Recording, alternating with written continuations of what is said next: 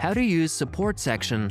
At Platincoin, we have an extensive support team that is ready to solve all its users' problems and make it easier to use our products. You can submit a request to our support team through a designated section in your personal cabinet. And in this video, we will give you detailed instructions on how to use it. Enter your personal cabinet through your dashboard.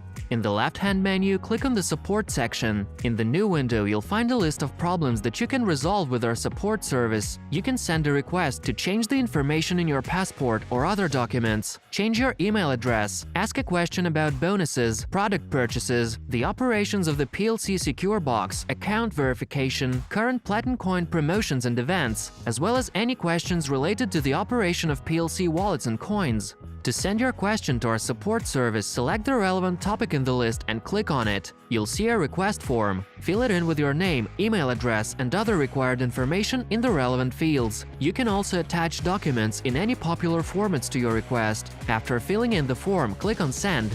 Our support service will respond to your request within 1 or 2 days. Please note that the response will be sent to the email address registered in the system.